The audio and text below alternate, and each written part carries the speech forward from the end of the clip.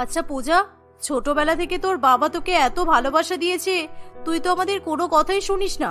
দয়া করে এবার অন্তত লাস্ট বারের মতো এই কথাটা শোন, ওই বাড়িতে বিয়ে করিস না। আমরা তো তোর ভালো চাই, কারণ আমরা তো তোর বাবা মা। আমি তোমাদের সব কথা রাখতে পারতাম, কিন্তু তোমরা এখন এমন কথা বলছো, আমি কিছুতেই রাখতে পারবো না। তোমরা ভালো করে বোঝার চেষ্টা করো, আমি পলাশকে পছন্দ করি, আর আমি ওকেই বিয়ে করব। ও যতই গরিব হোক না কেন, আমি ওর সঙ্গে ঠিক থাকতে পারবো। ওদের বাড়িটা দেখেছিস? সামান্য ফ্যাক্টরিতে কাজ করে, আর বাড়িটাও মেরামত করার কোনো ক্ষমতা নেই। আর তুই যে বর্ষাকালে বিয়ে করবি বলছিস, বর্ষাকালে ওদের বাড়ির কি অবস্থা হয় তুই কি জানিস? তুই তো এত ধনী পরিবারে থেকে বর্ষা শীত গরম কিছুই বুঝতে পারিস না। শীতকালে রুম হিটার, গরম গরম কম্বল পেয়ে যাস, গরমকালে রুমের মধ্যে এসি, পাখা, কুলার। আবার বর্ষাকালে তুই বৃষ্টির জলের ফোঁটা দেখতে ব্যালকনিতে বসে বসে কফিও খেতে পারিস, কিন্তু তুই শ্বশুর বাড়িতে গিয়ে কিছুই পাবি না। কিন্তু মা, আমি সবকিছু দেখেই পলাশকে পছন্দ করেছি। আমি জানি আমি শ্বশুর বাড়িতে গিয়ে ওসব কিছু পাবো না, কিন্তু তা সত্ত্বেও আমি তো পলাশকে পছন্দ করে ফেলেছি, আর এখন তো কিছু করার নেই। হ্যাঁ মা, তুমি ঠিকই বলেছ, আমি ওখানে সত্যিই কিছু পাবো না।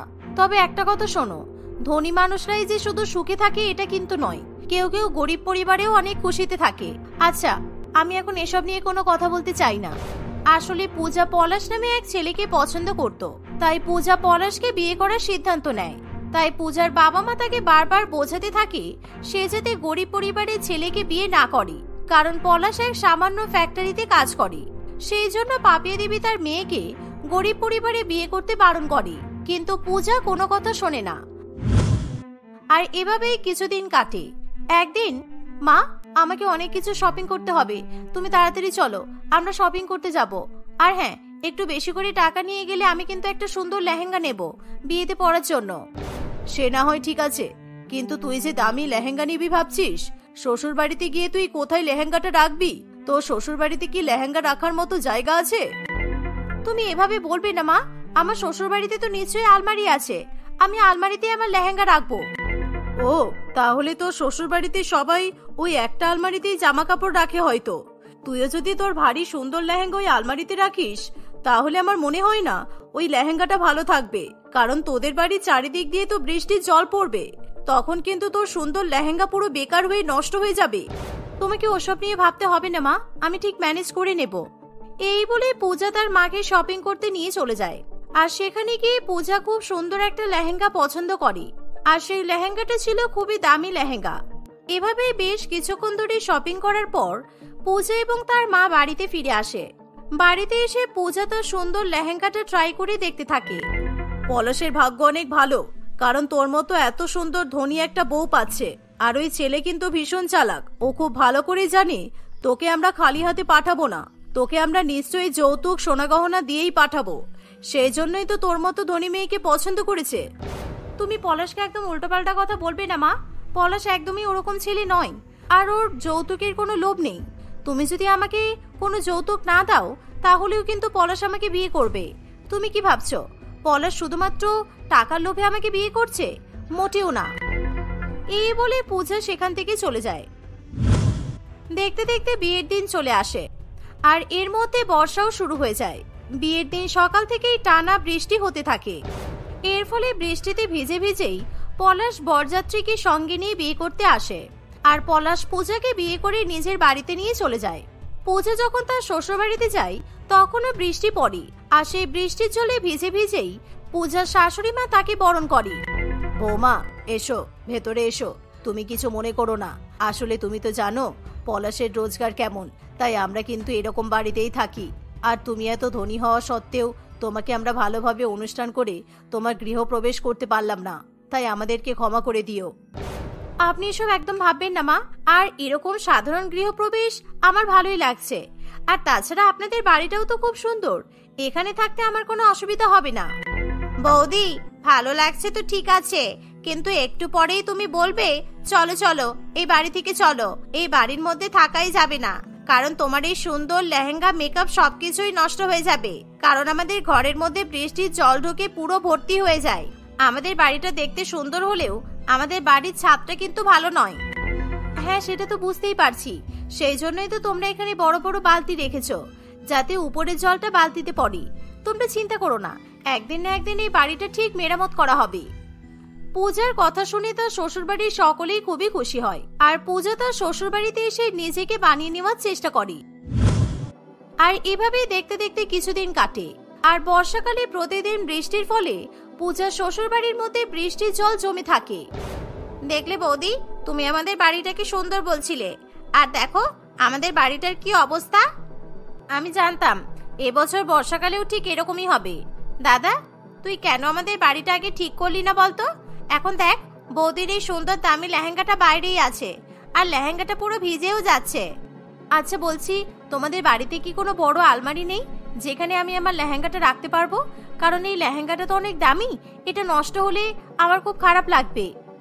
আমি তো বুঝতে পারছি বৌদি, কিন্তু বৌদি, আমাদের বাড়িতে তো ভালো কোনো আলমারি নেই। আলমারি বলতে এই ছোট্ট একটা আলমারি আছে, এটাতে তো আমাদেরই জামা কাপড় ধরে না, তাই আমরা বাকি জামা কাপড় বাইরেই রাখি। বৌমা, তোমার লেহেঙ্গাটা তো পুরো ভিজেই গেছে, দেখো জল টপ টপ করে পড়ছে, আর তুমি এখনো এটাকে গুছিয়ে রাখার কথা বলছো।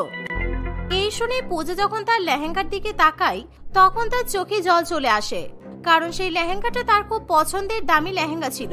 আর এর ফলে পূজার মন খারাপ হয়ে যায়। এভাবেই দেখতে দেখতে কিছুদিন কাটে। পূজা কিছুতেই তার লেহেঙ্গাটা রাখার ব্যবস্থা করতে পারে না। আর সে যদি এখন তার লেহেঙ্গা মায়ের বাড়িতে দিতে চায়, তাহলে তার বাবা মা তাকে কথা শোনাবে, কারণ পূজার বাবা মা সবসময় পূজা শ্বশুরবাড়ির লোকেদেরকে অপমান করে। তাই পূজা তার মায়ের বাড়িতেও লেহেঙ্গাটা দিয়ে আসতে পারে না। আর বিয়ের পর থেকে পূজা একবারও তার বাবা মায়ের সঙ্গে দেখা করতে যায় না। সেই জন্য একদিন পূজার শাশুড়ি মা বলে, বৌমা, তুমি তো বিয়ের পর থেকে একবারও মায়ের বাড়িতে যাওনি। তোমার বাবা মায়ের তুমি একমাত্র মেয়ে, তুমি তো একবার গিয়ে দেখা করে আসতে পারো, তাহলে ওনারাও তো খুব খুশি হবেন। প্রিয়াঙ্কা দেবীর কথা শেষ হতে না হতেই তখনই পূজার ফোন বেজে ওঠে। আর পূজা দেখে যে তার মা ফোন করছে। হ্যালো, হ্যাঁ মা, বলো কেমন আছো? হ্যাঁ হ্যাঁ, আমরা সবাই ভালো আছি। পূজা, তুই যে আমাদের বাড়িতে আসবি না সেটা আমরা খুব ভালো করেই জানি, কিন্তু তবুও তোকে তো আমাদের দেখার খুব ইচ্ছা করে। আমরা আমাদের একমাত্র মেয়েকে না দেখে কিছুতেই থাকতে পারবো না, তাই তোর বাবা বলছে কালকে আমরা তোদের বাড়িতে যাব। সত্যি বলছো মা? তুমি আসবে? যাক, আমি শুনে খুব খুশি হয়েছি। তাহলে তোমরা আমার শ্বশুর বাড়িকে মেনে নিয়েছো, তাই তো? আমি জানি তুমি আমাকে না দেখে থাকতে পারবে না, আমি যতই গরিব পরিবারে বিয়ে করি না কেন। আচ্ছা ঠিক আছে মা, তাহলে কালকে সকাল সকাল চলে এসো। না না, সকালবেলা নয়, আমি বরং বিকাল বেলা যাব। তোর বাবা বলছিল সকালবেলা যাওয়ার কথা, কিন্তু আমি বারণ করে দিয়েছি। তোর গরিব শ্বশুর বাড়িতে আমরা সকালবেলা যেতে পারবো না, কারণ এই বর্ষা বাদলের দিনে যদি বৃষ্টি হয় তাহলে আমরা কোথায় থাকবো? আমাদের তো বাড়ি আছে মা, তুমি আবার থাকার কথা চিন্তা করছো কেন? তোমাকে অত ভাবতে হবে না, তুমি সকালবেলাতেই এসো, কেমন? না না, সকালবেলা আমরা যেতে পারবো না, বৃষ্টির জলে আমার শাড়ি নষ্ট হয়ে যাবে, আর তোদের বাড়ির ভেতরটা তো পুরো কাদা কাদাই হয়ে থাকে। আবার নতুন শাড়ি যদি কাদা হয়ে যায় তখন কি হবে? মায়ের কথা শুনে পূজার খুবই খারাপ লাগে, আর সে মন খারাপ করে ফোন রেখে দেয়। এর ফলে পাপিয়া দেবী তার মেয়ের কথা শুনে সকালবেলা যাওয়ার জন্য রাজি হয়ে যায়। এভাবেই সেদিনটা কাটে। পরের দিন সকালবেলা পূজার বাবা মা পূজার শ্বশুরবাড়ির উদ্দেশ্যে বেরিয়ে পড়ে। আর সেদিন সকাল থেকে আকাশে প্রচন্ড পরিমাণে মেঘ থাকে। সেই জন্য পাপিয়া দেবী বলে, শুধুমাত্র এই মেয়েটার জন্য আমাকে সকালবেলা যেতে হচ্ছে। দেখো আকাশের অবস্থা দেখো, এখন যদি বৃষ্টি চলে আসে তাহলে ওদের বাড়িতে কিন্তু আমরা এক মুহূর্ত থাকতে পারবো না, কারণ আমি খুব ভালো করেই জানি ওদের এই পুরানো বাড়িটার ছাদ একেবারে খারাপ হয়ে গেছে। ছাদের উপর থেকে বৃষ্টির জল গায়ে পড়ে। উফ, তুমি এত চিন্তা ভাবনা কেন করছো বলো তো? আচ্ছা শোনো, আমরা বেশিক্ষণ বসবো না, ঠিক আছে? এবার তুমি দয়া করে তোমার মুখটা বন্ধ করো। তোমার এই সমস্ত কথা যদি পূজা শুনে নেয় না, তাহলে ও অনেক খারাপ ভাববে, তাই তুমি চুপ করো। এই শুনে পাপিয়া দেবী আর কোনো কথা বলে না। দেখতে দেখতে কিছুক্ষণের মধ্যেই পূজার বাবা মা পূজার শ্বশুর বাড়িতে গিয়ে হাজির হয়। এ বাবা, এদের বাড়ির ভেতরটা তো পুরো কাদা। ইস, আমার সুন্দর শাড়িটাই মনে হয় খারাপ হয়ে যাবে। এই কারণেই তোমাকে বলেছিলাম আমি এখানে আসবো না, তুমি তো জোর করে আমাকে এখানে নিয়ে এলে। তুমি চুপ করো, এই মানুষগুলো শুনলে কত খারাপ ভাবে জানো? বাবা মা, তোমরা এসে গেছো? এসো ভেতরে এসো। আমি জানতাম তোমরা সকালবেলায় আসবে, আমি তো জানি তোমরা আমার কথা ফেলতেই পারবে না। হ্যাঁ, ফেলতে না পারার জন্যই তো আজকে আমাদের এই অবস্থা। আমার শাড়িটা পুরো নষ্ট হয়ে গেল, দেখ। এভাবেই পূজার মা তার গরিব শ্বশুর বাড়িতে এসে অহংকারজনক কথা বলতে থাকে। আর এর ফলে পূজার খুবই খারাপ লাগে, কিন্তু পূজা তার মাকে কিছুই বলে না। দেখতে দেখতে কিছুক্ষণ সময় কাটে আর হঠাৎ করেই প্রচন্ড জোরে বৃষ্টি চলে আসে। আর বৃষ্টি শুরু হতেই বাড়ির উপর থেকে বৃষ্টির জল পড়তে শুরু হয়। এ বাবা, বাড়ির ভেতরে থাকা আর বাইরে থাকা তো সমান হয়ে গেল। পূজা, তোরা তোদের বাড়িটা মেরামত করিসনি কেন? তোরা তো জানিস এখন বর্ষাকাল, তোরা আগে থেকে কোনো ব্যবস্থা করিসনি কেন? তাছাড়া আমরা এখানে আসবো শুনে অন্তত তোরা কিছু একটা ভালো মতো ব্যবস্থা করতেই পারতি। এখন কিরকম ভিজে গায়ে ঘরের মধ্যে বসে থাকতে হবে? আসলে মা, আমি আমাদের বাড়িটা মেরামত করতে বারণ করেছিলাম, যাতে তোমরা বুঝতে পারো গরিবরা এই বর্ষাকালে কতটা কষ্টে থাকে। তোমরা ধনী হওয়ায় গরিবদের কষ্ট তো বুঝতেই চাও না, আর তার উপরে আমাদেরকে এত অপমান করো। তাই আমি তোমাদেরকে এই কষ্টটাই বোঝাতে চাইছিলাম। এই বলে পূজা তার বাবা মায়ের জন্য খাবার নিয়ে আসে, আর সেই খাবারের মধ্যেও বৃষ্টির জল পড়ে।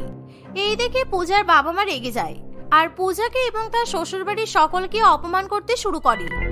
মা, বাবা, দয়া করে কিছু মনে করবেন না। আপনারা ধনী হতে পারেন, কিন্তু আপনাদের মধ্যে তো কোনো জ্ঞান শিক্ষা কিছুই নেই। আর যদি আপনাদের মধ্যে শিক্ষা থাকতো, তাহলে আপনি আপনার মেয়েকে এই গরিব বাড়িতেও খুশি দেখতে পেতেন। কিন্তু আপনারা তো আপনাদের মতো করেই দেখছেন। আপনারা শুধু ভাবছেন যে ধনী পরিবারেতেই সুখ আছে, কিন্তু একবারের জন্য ভাবছেন না আপনাদের মেয়েটা এখানেও সুখে থাকতে পারে। আমি তো আমার মেয়ের মুখে একদমই সুখ দেখতে পাচ্ছি না। আমার মেয়ে বর্ষাকালে প্রত্যেকদিন ব্যালকনিতে বসে বসে কফি খেত। আর পূজা, তুই বরং এখন আমাদের সঙ্গে চল। বর্ষাকাল কেটে গেলে তবে তুই শ্বশুর বাড়িতে আসবি, না হলে কিন্তু এভাবে জল কাদা মাটিতে থেকে তো শরীর খারাপ হবে। মা, তোমরা ধনী বলে এত অহংকার, কিন্তু একটা কথা শুনে রাখো, আমি এই গরিব পরিবারে খুবই সুখে আছি। এই বর্ষাকালটাকে আমি এখন অনেক এনজয় করছি, কারণ আমি যখন যা ইচ্ছা হয় তাই করতে পারি। আমার শাশুড়ি মা, ননদ, শ্বশুর মশাই আমাকে কিছু বলে না। এনারা সবাই আমাকে খুব ভালোবাসে, এমনকি তোমাদের থেকেও অনেক বেশি ভালোবাসে। পূজার মুখে এমন কথা শুনে তার বাবা মায়ের চোখে জল চলে আসে। তখন তারা হাত জোড় করে সকলের কাছে ক্ষমা চায়। আমার মেয়েটাকে এত ভালোবাসা দেওয়ার জন্য আপনাদেরকে অনেক ধন্যবাদ। সত্যি আমরাই হয়তো এতদিন পর্যন্ত বলছিলাম, আমরা টাকার পেছনে পুরোপুরিভাবে অন্ধ হয়ে গিয়েছিলাম। পারলে আপনারা আমাদেরকে ক্ষমা করে দেবেন আর আমাদের মেয়েটাকে ভালো রাখবেন। এভাবেই পূজার বাবা মা ক্ষমা চেয়ে সেখান থেকে চলে যায়। আর কিছুদিনের মধ্যেই পূজার বাবা মা পূজার শ্বশুরবাড়ির জন্য একটা সুন্দর বাড়ি তৈরি করে দেয়। এর ফলে পূজা এবং তার শ্বশুরবাড়ির পরিবারের সকলে সেখানে গিয়ে হাসি খুশিতে দিন কাটাতে থাকে।